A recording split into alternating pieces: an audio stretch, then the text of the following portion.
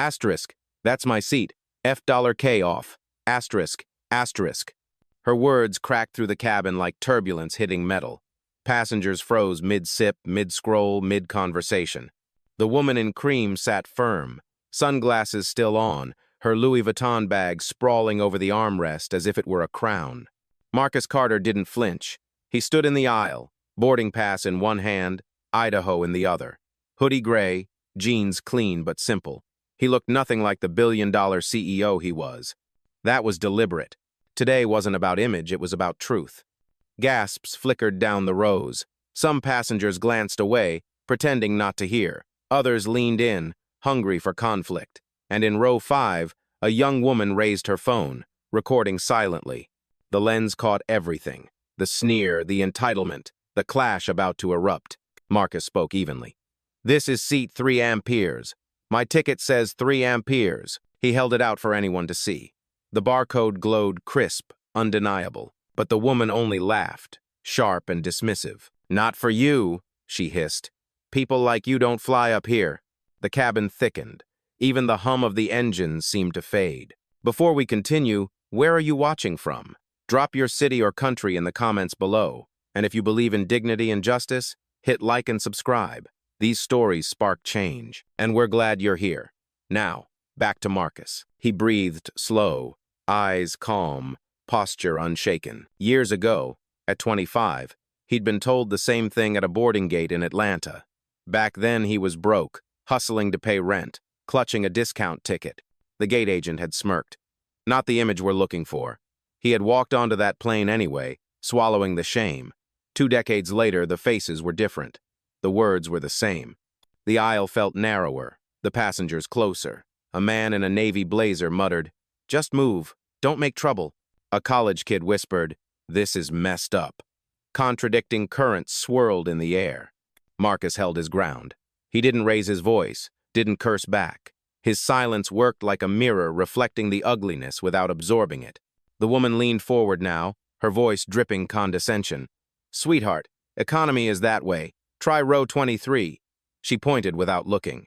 Her tone wasn't about policy, it was about power. A young trainee flight attendant hovered at the edge, eyes darting between the ticket and the passenger log on her iPad. She had scanned Marcus's boarding pass herself. She knew it had turned green. Her lips trembled, but she said nothing yet. Behind her, the purser approached, tall, stern, authority in every step. His gaze landed on Marcus like a gavel. "Sir, we've had complaints. Please vacate this seat, or we'll have to remove you." Phones tilted higher. Screens glow with red recording dots. The story was already leaving the cabin, already racing onto timelines. Marcus inhaled once, steady. He didn't move. The storm had begun. The aisle was no longer just an aisle. It felt like a courtroom. Every eye was a witness. Every breath, a verdict waiting to be cast. The purser's voice cut firm. "Sir, if you refuse instructions, you will be removed from this flight." Passengers stirred. A man in business class whispered, "He should just sit in the back." A college student muttered, "This is straight-up discrimination." 2 realities colliding in one row. The woman in cream leaned back deeper into the leather, triumphant. Her smile was sharp enough to draw blood. "See? Even staff agrees. You don't belong here." She tapped her manicured nail on the armrest like it was her gavel. Marcus held out the torn half of his ticket. Calm, steady. "This is 3 amperes. You ripped it, but it's still mine."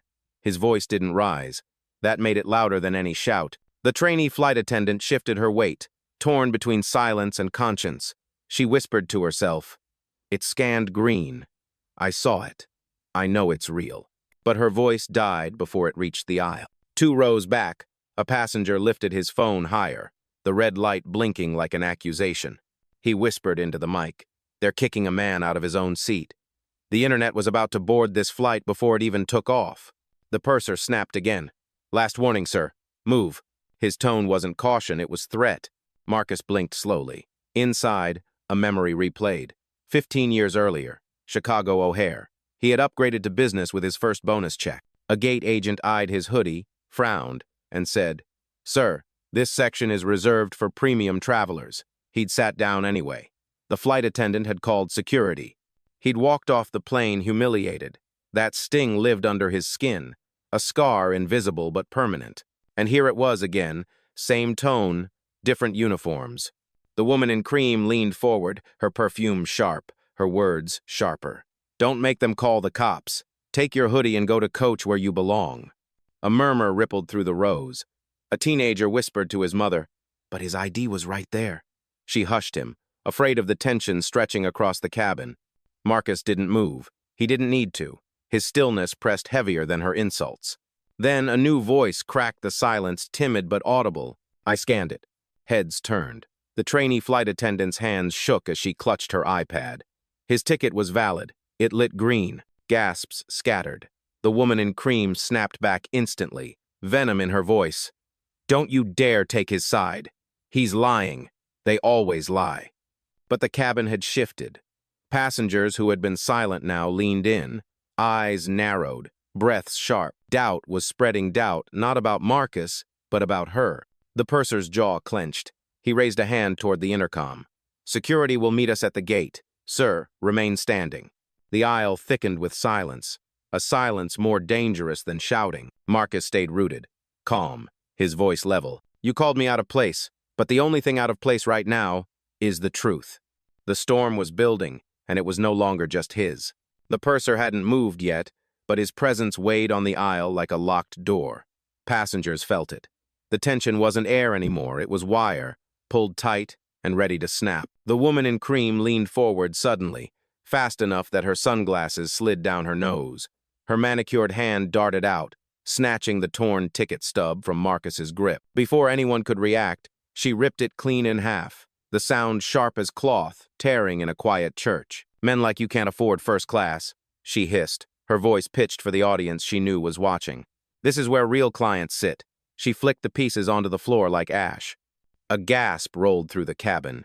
Phones lifted higher. Screens caught the paper fluttering down. One passenger muttered, "Oh my God." Another whispered, "She just destroyed his ticket." Marcus didn't flinch. His eyes followed the scraps as they hit the carpet, then rose back to meet hers steady, unbroken. "You think tearing paper erases truth?" His voice was low, but it carried. "That's not how ownership works." The trainee flight attendant's throat tightened. She stepped forward, barely audible. His scan was valid. You saw it. I saw it. But her supervisor shot her a glare sharp enough to silence her again. She shrank back, lips pressed, shame and fear fighting in her chest. The purser lifted the intercom handset. His words were clipped, official, merciless. "Security requested at gate, passenger refusing to comply." That single announcement cracked the cabin in half. Some sighed in relief, believing order was being restored. Others erupted in protest, phones recording, whispers flying. A teenage boy leaned into his camera. "They're calling cops on a man for sitting in the seat he bought." His post hit upload before the plane had even closed its doors. The woman in cream smirked, reclining deeper into 3 amperes, as though victory belonged to her already. She raised her champagne glass, untouched until now, and murmured, "Justice served." But the cabin didn't cheer. It shifted. Murmurs swelled. A mother clutched her daughter's hand tighter. A businessman shook his head. And from row 4, a young woman's voice cut clear, "This isn't policy, this is prejudice." Eyes turned. The truth was no longer confined to Marcus. It had started to spread. Marcus drew a slow breath. Inside, another memory flickered. Houston, 2008. He had saved for months, bought a first-class upgrade as a gift to himself. The gate agent had smiled thinly, then said, "That section is for our premium image flyers." They'd moved him to the back. He had said nothing. He had carried the humiliation quietly, like luggage too heavy to stow. Now, 20 years and billions later, the same script was playing out. But this time, he wasn't carrying it alone. He looked down at the shredded ticket on the floor, then back up at the purser, calm as stone. "You're not just denying me a seat," he said, his tone cutting through every row. "You're denying the truth that already owns this plane." The air didn't move. No one did. But everyone knew something had shifted. The storm was no longer coming. It was here. The purser still clutched the handset, voice flat, rehearsed. "Security is en route." The words echoed through the cabin like a sentence already passed. But Marcus didn't argue. He didn't beg. Instead, he reached into the front pocket of his hoodie and pulled out a sleek black phone. One press, and the silence shifted. "Rachel," he said evenly. the calm in his tone more unnerving than any outburst. "Activate protocol. Log everything from this moment." The woman in cream scoffed, her laugh high and brittle. "What, calling your lawyer? Honey, they can't save you at 30,000 feet. But the phone wasn't on speaker, it didn't need to be. The name Rachel Harris lit across the screen, and anyone close enough could see the string of notifications that appeared in real time. Incident log, crew identifiers noted, passenger misconduct flagged. The trainee flight attendant froze, her iPad still glowing. She whispered under her breath, "Oh my God, he's not bluffing." And Rachel's voice came through his earpiece, crisp, deliberate. "Confirmed. Protocol active. Cabin audio logging. Compliance board notified." Marcus didn't smile. He didn't need to. He just leaned back in his seat, not defiance, not surrender, but certainty. The purser stiffened. "Sir, put the device away." Marcus turned his head slowly, calm as stone. "Number, you put your bias away." A ripple coursed through the rows. Someone clapped once, too quickly, then stopped. Another passenger whispered, "Did he just—" "Yeah, he did." The woman in cream slammed her glass onto the tray, liquid spilling. "Don't you dare play victim. You bought a fake ticket. Admit it." Her voice cracked, anger covering panic. Marcus lifted the shredded stub from the floor, the edges jagged where she had torn it. He held it between two fingers, a fragment of paper that still carried more weight than her fury. "You destroyed this," he said evenly. "But you didn't destroy proof. Rachel, send the scan log." Rachel's reply came sharp through his ear. "Already dispatched. Ticket 3 amperes, Marcus Carter, paid, verified, time-stamped." The words weren't loud, but the effect was. The trainee attendant's knees buckled. She looked at the purser, then at Marcus, then down at her iPad. "It's true," she murmured, louder this time. "It's all right here, he's valid." Gasps burst again, this time heavier. The businessman from earlier sat forward, jaw tight. The teenager whispered to his phone, "Yo, he just proved it." She tore it up, but it's real. The purser's grip on the handset faltered. He lowered it slowly, uncertainty creeping into his practiced authority. Marcus didn't press harder. He didn't raise his voice. He just sat there, calm, anchored, like the seat had always been his. Because it had. And the storm that others tried to bury, he had just set it free. The cabin was no longer just a cabin. It was a stage, and every row held an audience divided by instinct silence on one side, outrage on the other. The purser lowered the handset, his authority dented. The woman in cream saw the shift and snapped, desperate to keep control. "Don't listen to him. He's scamming all of you. They always do." But the words didn't land the same. Not this time. From row 4, a young woman stood. Her voice trembled at first, but sharpened as it rose. "Number, I watched him show his ticket. I watched her tear it.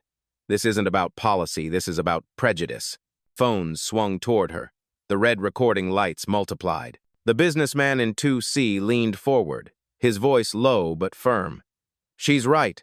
I saw the scan flash green. He belongs here."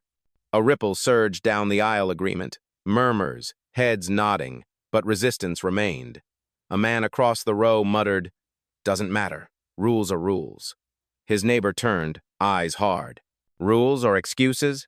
The air thickened, charged. The trainee flight attendant clutched her iPad tighter, her lips parted, fear holding her back. Then she exhaled, voice breaking free. "He's valid. I scanned it myself. I know what I saw." Gasps again. This time, not just from passengers, but from crew. The purser's jaw flexed, his control slipping. The woman in cream shot up in her seat, pointing like an accuser in court. "You don't know what you're talking about. You're just a trainee. Stay out of this." But the words backfired. Passengers hissed, shook their heads, muttered, "Unbelievable. She's doubling down." And then came the moment that cracked the tension wide open. A teenager 2 rows back lifted his phone high, speaking directly into the lens. "Everyone watching this, remember what's happening. A man bought a seat, showed his ID, got denied because of how he looks." His voice wavered, but the truth in it hit hard. The mother beside him whispered, "Put it down." But he didn't. He raised it higher. Marcus sat still, silent. His power wasn't in shouting, it was in letting the room see itself. The purser finally spoke again, weaker this time. "Security is still coming. We'll let them sort it." But even that rang hollow. because the room had already shifted. One woman whispered to her husband, "That's not right." Another passenger muttered, "This is going to blow up online." And somewhere in the back, a slow clap began, just 2 hands at first, then 3, then more. The cabin wasn't united yet, but the fracture was visible. And for the first time since the storm began, Marcus wasn't standing alone. The clap died quickly, smothered by the purser's glare. His jaw was tight, his voice clipped with authority, fraying at the edges. "Enough. This man is non-compliant. We follow FAA protocol. End of discussion." But it wasn't the end.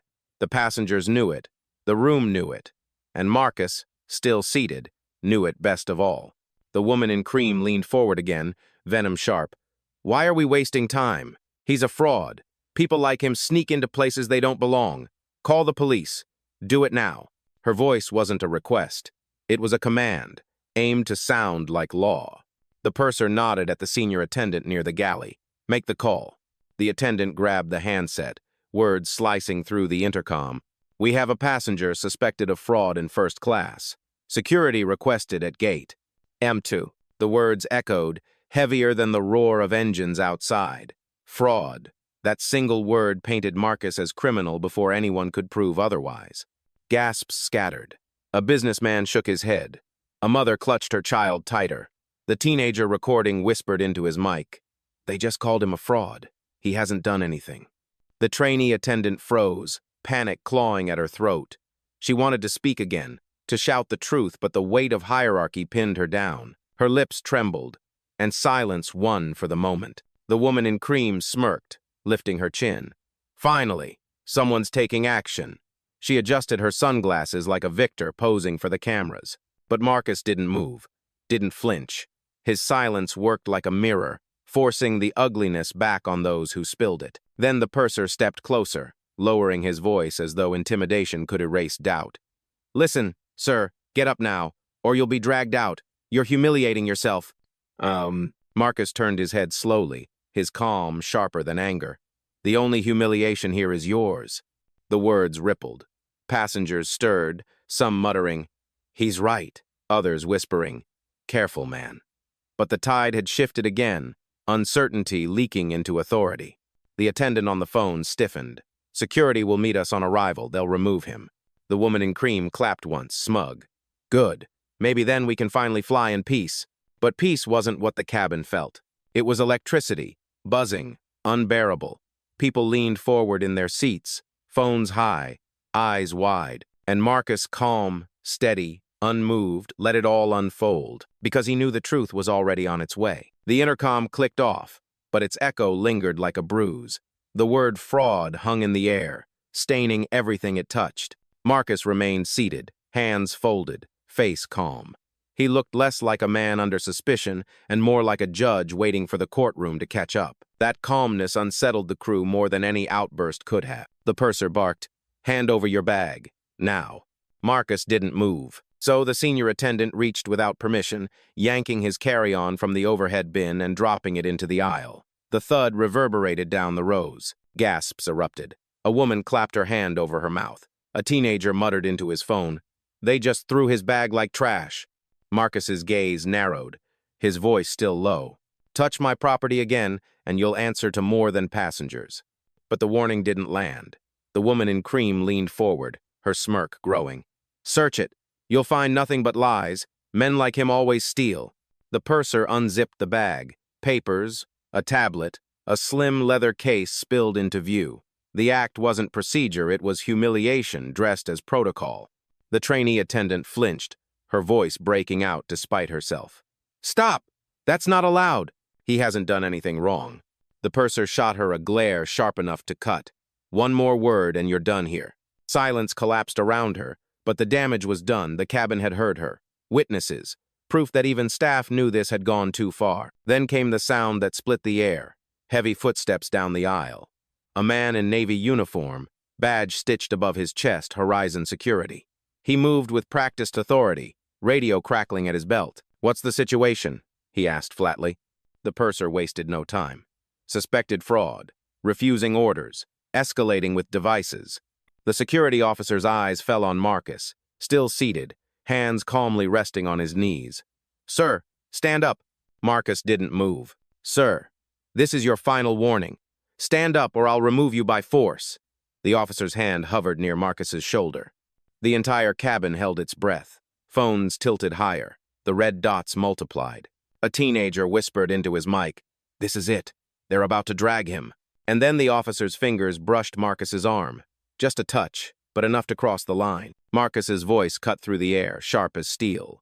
"Touch me again, and Horizon will pay for it in every court that matters." The officer froze, not because of the words alone, but because of how Marcus said them calm, absolute, like fact, not threat. Gasps surged again. A businessman muttered, "He's not bluffing." Huh.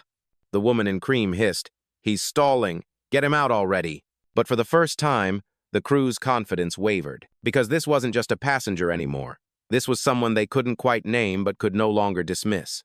The storm had broken, and no one knew which way it would tear next. The officer's hand hovered, uncertain, suspended in the stale cabin air. He wasn't used to hesitation. His job was to enforce, not to pause. But something about Marcus's tone made him falter. Marcus reached calmly for his phone again, not rushed, not rattled. One tap, his voice steady. "Rachel, escalate. Trigger internal audit. Notify the board real time." Passengers blinked. "Board? What board?" Rachel's reply, crisp through his earpiece, carried enough weight to ripple across the rows. "Confirmed. Incident logged to legal. Notification sent to James, Sarah, and David." The purser stiffened. He knew those names. Everyone in management did. They weren't lawyers. They weren't PR. They were the board of Horizon Airlines. Gasps flickered through the seats. A mother whispered to her son, "Did he say board of directors?" A businessman muttered, "He's connected. Look at him. He's not bluffing." The woman in cream scoffed, forcing a laugh sharp enough to cover her nerves. "Oh, please. Anyone can drop names. He's nobody." She looked around, desperate for support. But fewer passengers nodded with her now. Some leaned away. Some raised their phones higher. Marcus didn't look at her. He looked at the officer still frozen in the aisle. "You want to lay hands on me?" His tone was calm, even surgical. "Then you're not touching a passenger. You're touching your employer." The officer blinked. Confusion cracked his authority. "What are you talking about?" Marcus didn't answer yet. Timing was everything. The trainee attendant took a trembling step forward. Her voice wavered, but she pushed it out anyway. "He's telling the truth. I scanned his ticket. I saw it validate, and I heard her." She gestured toward the woman in cream. "Tear it. Call him names. This isn't procedure. This is profiling." Gasps rippled louder this time. The purser snapped, voice cracking, "Quiet. You're out of line." But it was too late. The words had landed. Phones swung toward the young attendant. Passengers murmured in unison. "She saw it. She said it was real." "How?" The teenager with the phone whispered into his mic. "Yo, the crew's own staff just confirmed it. This is over." His post hit upload. Thousands more would see it before the plane ever left the gate. The purser's voice wavered now.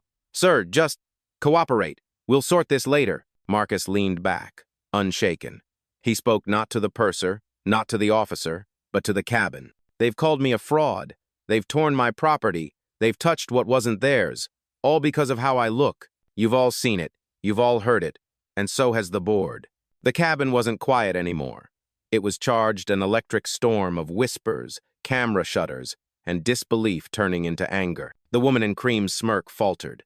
The purser's authority thinned. The officer's grip loosened.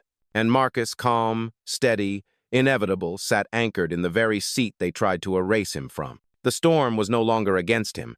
It was starting to turn for him. The cabin hummed like a live wire, every passenger leaning in, phones raised like spotlights. The crew's voices had grown sharp but shaky, their authority fraying. The woman in cream sat rigid, clutching her champagne glass as though it were armor. Marcus rose slowly. Not in defiance, not in surrender, but with the gravity of a man who had carried this fight too many times before. His shoulders squared, his presence filled the aisle. "You want the truth?" His voice cut clean through the cabin. "Fine.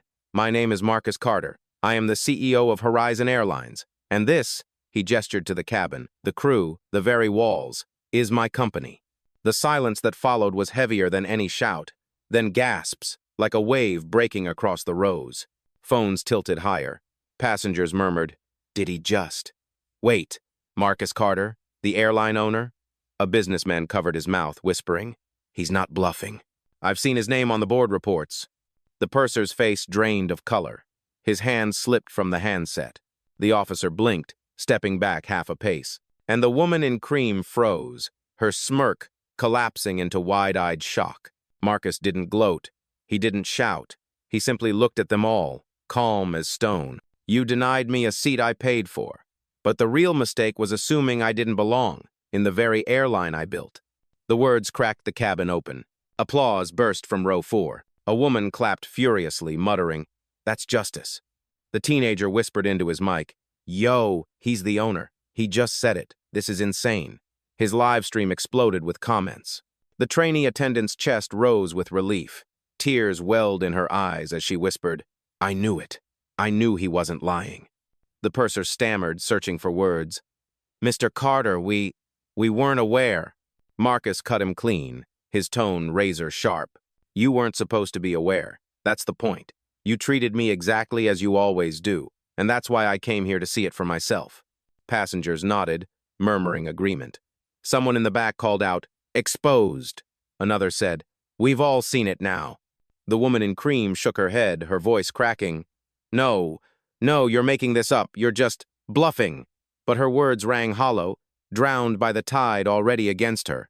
Marcus didn't even look her way. His gaze locked on the crew. This isn't about one seat. It's about a culture that thinks dignity can be torn like paper. That ends now. The cabin erupted, clapping, cheers, phones recording every syllable. The power had shifted, and it wasn't subtle. It was absolute. And for the first time since the flight began, the crew wasn't in control. Marcus was. The revelation hit harder than turbulence. The cabin wasn't divided anymore. It was unified, charged, roaring with murmurs and applause. Phones glowed like torches in the dark, documenting every crack in the crew's authority. The purser's jaw clenched, his voice stumbling over itself. "Mr. Carter, we didn't know." "Exactly," Marcus said flatly. "You didn't know, because I came here like any other customer, and you showed me exactly who you are." The officer stepped back, his grip loosening on the radio at his belt. His training hadn't prepared him for this.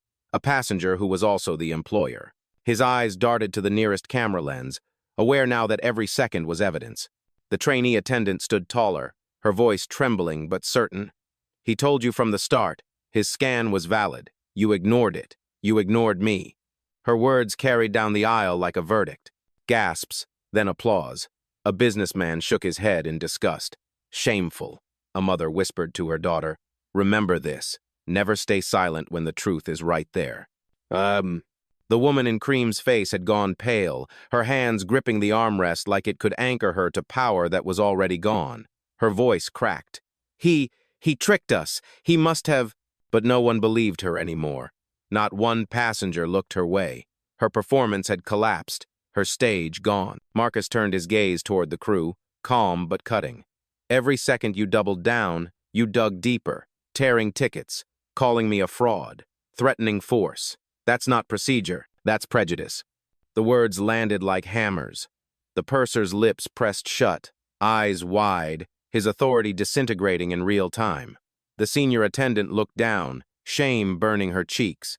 Even the officer shifted uneasily, like a man who suddenly realized he was standing on the wrong side of history. Then came the sound that sealed it, a wave of claps, not hesitant this time, not scattered. Full, resounding applause that shook the cabin. Passengers rose halfway from their seats, their voices clear. "He's right.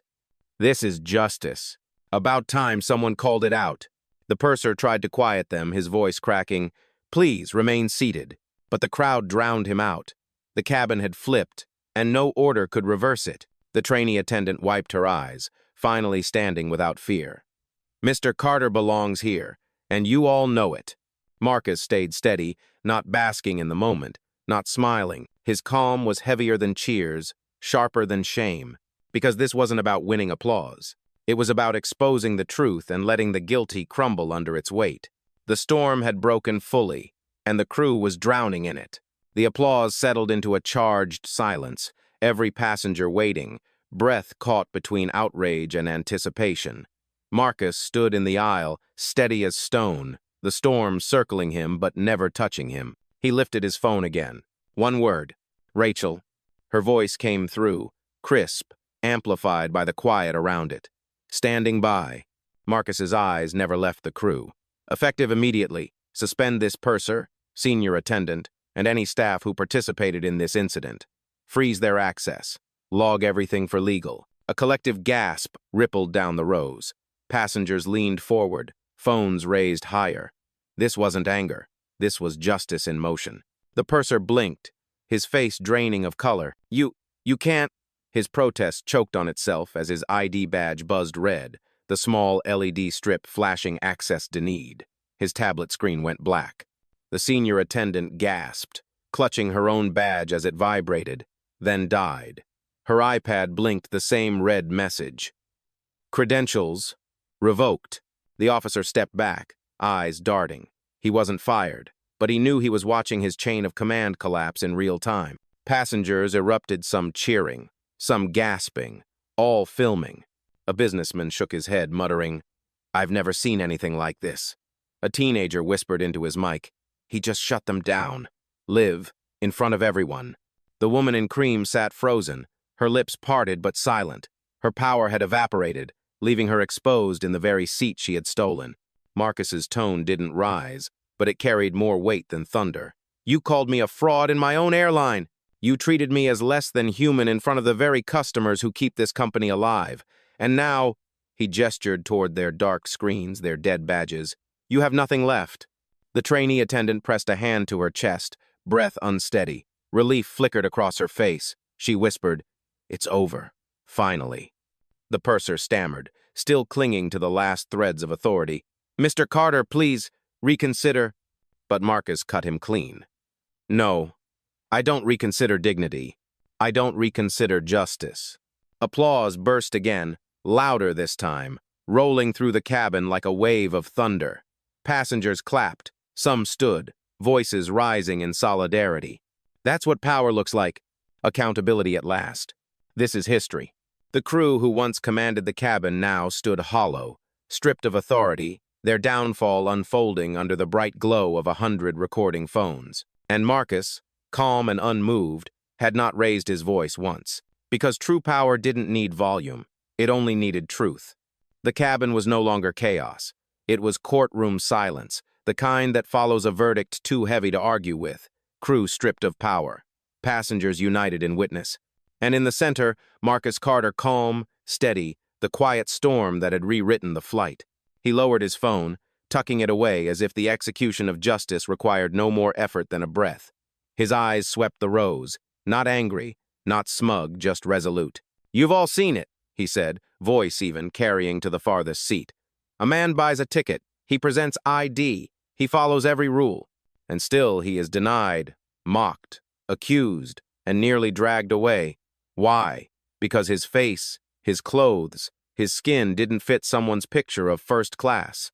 Gasps flickered again, softer this time, shaped by shame. Passengers shifted in their seats, eyes lowered, some nodding slowly, some recording with hands trembling. Marcus's gaze lingered on the purser, the senior attendant, then the woman in cream. None of them spoke. None of them could.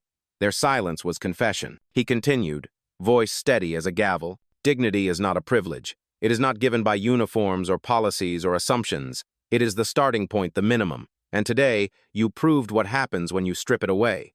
The applause that followed wasn't wild. It was deliberate, measured, rolling through the cabin like a tide reclaiming shore. The trainee attendant's eyes glistened, her shoulders finally squared. She whispered, "Thank you."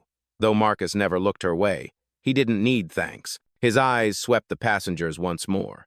"You recorded it. You lived it. And now you'll carry it beyond this cabin. Remember, silence is never neutral. It always sides with power. Today, you chose otherwise." Phones captured every word. Comments were already flooding live streams. The internet was no longer waiting, it was watching. Marcus sat back down in seat 3 amperes, the same seat they tried to take from him. He fastened his belt slowly, deliberately, reclaiming not just space, but principle. The woman in cream stared ahead, lips pressed tight, her champagne glass trembling in her hand. No words left, no power left. The purser lowered his head, defeated. The officer stepped back, silent, and the entire cabin exhaled as if justice itself had reset the air. Marcus looked once more to the aisle, his tone dropping low, final, unforgettable. You denied me a seat I paid for, but the greater mistake was believing I didn't belong, in an airline I own. The words landed like stone on water, rippling outward, unstoppable. The cabin erupted applause, cheers, a wave of sound that filled every corner. Not for drama, not for spectacle, but for truth. And as the engines hummed, as phones kept rolling, every passenger knew. They had witnessed something bigger than a flight. They had witnessed a storm turn into justice.